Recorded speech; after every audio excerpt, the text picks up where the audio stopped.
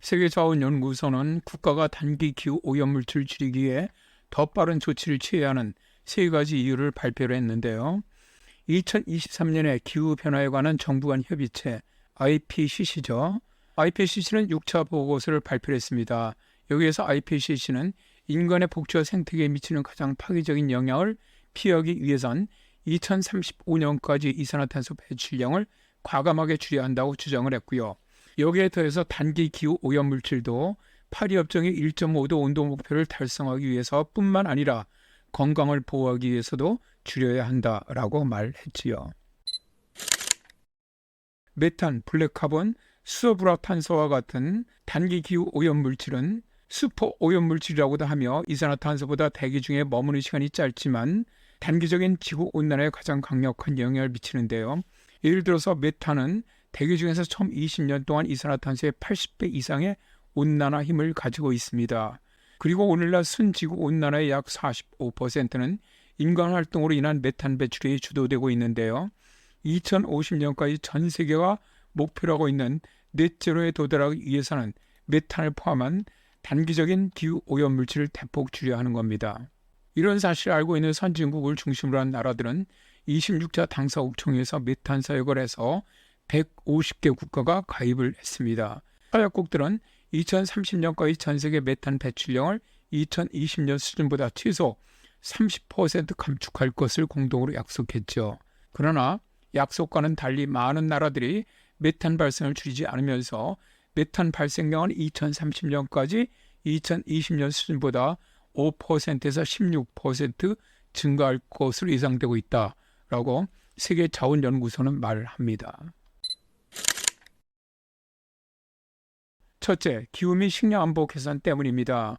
식량 시스템과 농업은 기후변화에 아주 매우 취약하며 동시에 수명이 짧은 기후 오염물질, 주로 메탄이죠. 이것의 가장 큰 공급원이지요. 그런데 메탄은 오존의 주요 원인으로서 동물과 인간뿐만 아니라 식물의 광합성을 억제하고 식물 바이오매스와 작물 수확량을 감소시키는 독성 오염 물질입니다. 메탄은 콩작물의 경우 16%, 밀작물의 경우 12%, 옥수수 작물의 경우 5%, 쌀 작물의 경우 4%의 오존 관련 수확량 손실을 초래하며 이것은 연간 약 1억 1천만 톤에 해당합니다. 메탄 배출량을 줄이려면 국가가 식량 생산에 혁명을 일으키고 지역 주민에 맞는 농업 방법을 개선해야만 하는데요. 예를 들어서 가축용 사료 첨가제 개발 및 도입, 가축의 장 발효로 인한 배출을 줄이는 해조류의 적절한 활용 같은 것이죠. 그리고 낮은 메탄 쌀 곡물 심기, 식물성 단백질과 해양성 단백질에 중점을 두는 겁니다. 둘째, 인간의 건강을 보호하기 위해서인데요. 매년 약 700만 명의 사람들이 위험한 수준의 가정 및 주변 대기 오염에 노출된 후에 천식, 호흡기 질환 및 심장병과 같은 질병으로 조기 사망합니다. 블랙카본 및 기타 형태의 미립자 물질과 지상 오존 및 기타 오염물질의 배출 증가는 특히 저소득자 및 중간소득 국가에서 인간의 건강에 가장 큰 환경인 대기질 악화의 주요 원인입니다. 2023년에 발표된 6차 IPCC 보고서는 강력하고 지속적인 메탄 배출 감소와 결합된 대기오염 통제 조치가 지구온난화를 줄일 수 있다고 결론지었죠.